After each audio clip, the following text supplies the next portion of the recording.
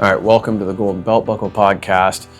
You are one of the privileged few, and you will not be sorry for watching this episode because we're going to talk about U.S. immigration policy, how it's currently being enforced, and what that means for us in the transportation industry. It is a hot topic. I see it all over my social media accounts. If you don't say things the right way, you will instantly be branded as a Nazi or whatever. You'll be a racist. So it's very touchy, right? I see friends being divided over this issue. And really, in regards to this video, it doesn't matter what you believe or what you think things should be. This is a podcast about truck driving, and all we need to be concerned with here is how we're going to navigate through it, right? That's all that matters. What are some of the risks that we have to deal with? So before we continue, do me a favor, if you could like and subscribe if you like the content, if you get value out of it, just stay up to date. With that out of the way, so the Americans are basically cleaning house right now. That's what's happening, right? The Republicans have accused the Democrats of opening the borders and making them porous, and just claiming that they've got political reasons trying to change the demographics of the country. And of course, Democrats say that's all nonsense. You're racist. You're this, you're that, right? So they're fighting over these things, and there's a real wave of, in some cases, radical nationalism going on in the United States right now. I mentioned the other videos that I put out about the English enforcement, the English proficiency, and then there was also the other bill that was brought up, I think, in Arkansas, where they didn't just want to get rid of non-English speaking drivers. They wanted to get rid of everybody out of their state that did not have an American CDL, right? So like they didn't even want Canadians to be able to cross over and drive through their state unless they had an American CDL. So there's a wave of patriotism and nationalism going on in the States right now. And the big thing is to make sure that we don't get caught in the crossfire, okay? This isn't the first time there's been political upheaval. There's been times I've got nervous having to cross the border. I did way back when the Americans went into Iraq and we didn't accompany them. Like you heard the heat as a driver. You were hearing about it over there, right? Because our country didn't go with them. So we had to put up with that. And sometimes you were made to feel uncomfortable when you're over there. Excuse me. So and now here we have this situation where Mr. Trump is cleaning house. Like it or lump it, that is what's happening. And you've already had stories of Canadians, British, getting, and even citizens getting wrongfully arrested and put in detention with ICE by accident, right? Sometimes it's ignorance of paperwork. Sometimes it has literally been people living illegally for years getting away with it. Then they get caught up in this wave, right? And it bites them in the rear end. So there's the Canadian that died in ICE custody. He was an American. He was a permanent resident in the States. He'd been there for like 20 years. I'll put links to all these stories, by the way. He was a permanent resident. He got arrested for he was drug trafficking. It was racketeering. He got arrested for, and he did his time in prison. He got out. I think the story said he went to his probation officer. It was routine. And he didn't even see it coming. They took him into custody. He ended up going into ICE custody. I think said he had issues with having seizures. He had medical issues. And he ended up dying in custody. Another girl, she was a British citizen. She was on an app called Workaway.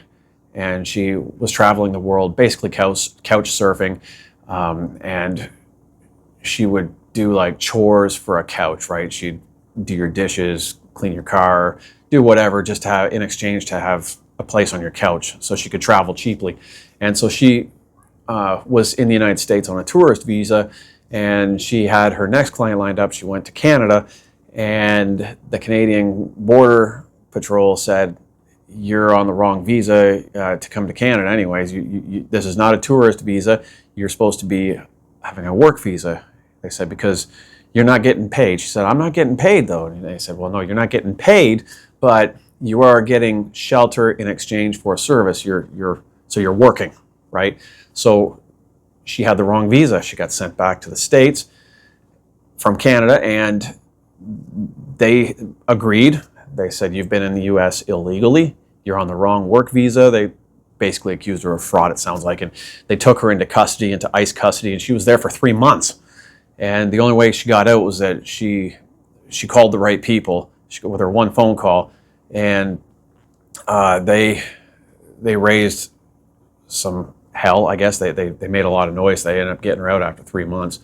There was a famous actor, a Canadian actor. She overstayed her work visa for 3 days. I think she was in American Pie. She tried to go over to the States for whatever reason to renew it.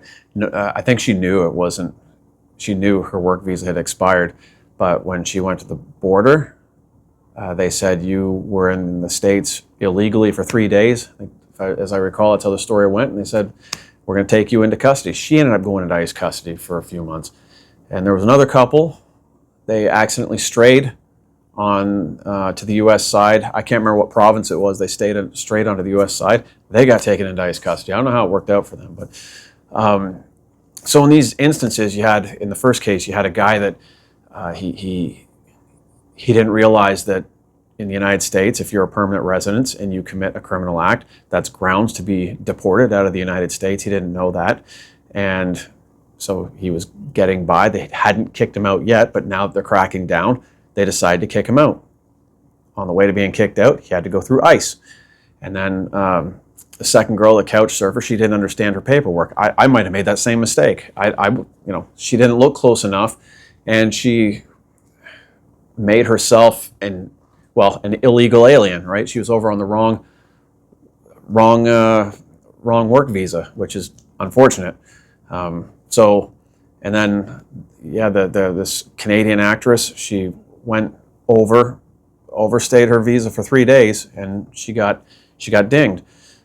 These other people, I don't remember what happened with them, but and at the Ambassador Bridge, apparently, there's also people who have been living illegally in the United States for a lot of years. It's very common at the Ambassador Bridge for people to make wrong turns into the Ambassador Bridge parking lot. And apparently over 200 people have been nabbed by ICE officials at the bridge because they've been living illegally in the States, and then they took a wrong turn to go into Canada, like that happens all the time. And they were taken into custody for deportation. So if you're listening to this or watching this and you're a Canadian, you've been living in the States, I don't think it matters. Maybe you got your permanent residency after living there illegally for a long time. I don't know. But whatever it is, if you're there and you have anything shady, you might not want to be there right now. You might want to get your butt back across the border as quick as you can. And just either wait till it blows over and get your crap in order before you go back. So that's the situation right now. It's kind of, but the question is, how does it relate to us? This is what goes through my mind, right? What are the risks to me as a truck driver? And what do I do if I get dinged, right? Because whether you agree with it or not, there's a possibility, like even if philosophically you agree with what's going on in the States, you could get caught in the crossfire, right? So what are you going to do if it happens, right? Are you going to keep it from happening? And all I can say is when you cross the States, you always assume that if there's something that happens when you go over there in your truck, that they're just going to turn you around, right? Sit you at the gate, like Ambassador Bridge, right? Sit you at the gate for 2 hours sometimes, maybe even 3 before someone comes and lets you out. And then you're just going to go back across the border. That's usually what happens. But that might not be what happens, right? There is a possibility. Like I've seen people over the years get turned around because they actually did have criminal backgrounds. And the American authorities, they can see, from what I read, they can see everything on their computer that our RCMP can see. They know everything about you when you cross that bridge.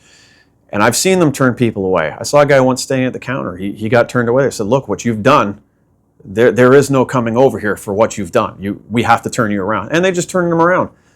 But in this environment, you might not get turned around. Maybe you get sent into ICE custody first and then bust somewhere like these other people did. And you have to sit in a facility for weeks or months at a time before you actually get sent back. So I wouldn't assume, if you've got anything in your past that could get you arrested in the States, you might want to take that into consideration. Call up U.S. Customs, search like what papers, what do I need? Because they don't even recognize. I think it's pardons. They don't really recognize that, from what I read. They're not obligated to recognize a pardon given by the Canadian government. You committed a crime in Canada that's illegal over there. It's a criminal act. It's good that you got a pardon from our government, but they might not recognize it. Maybe you didn't know that, right? Maybe you've been crossing all this time with having had a pardon, right? So I would contact them, find out what you need, if it's even wise for you to be going over there, so you don't get dinged. But what happens if you do get dinged, right? From what I can see, you better have the number of your Canadian consulate. You better have, you better make sure that phone call that you get is to someone who's going to raise a lot of noise.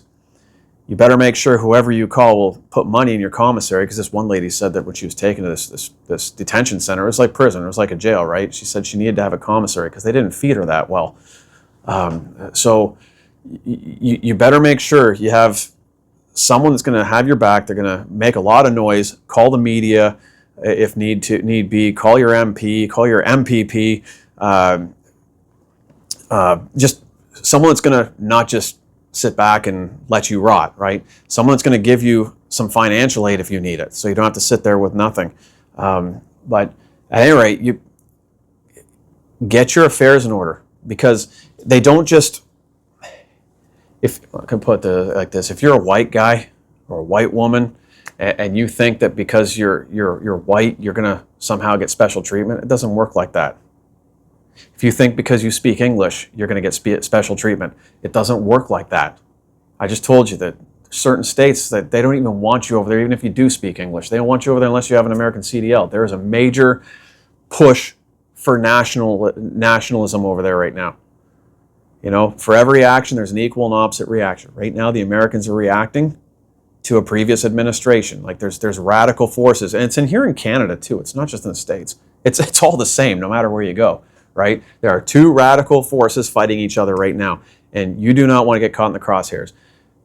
Get your affairs in order, and make sure if you do go over there, you got your consulate number. Make sure that you have someone in your corner that will raise hell to get you out, because from these stories that I just told you, that's how they got out.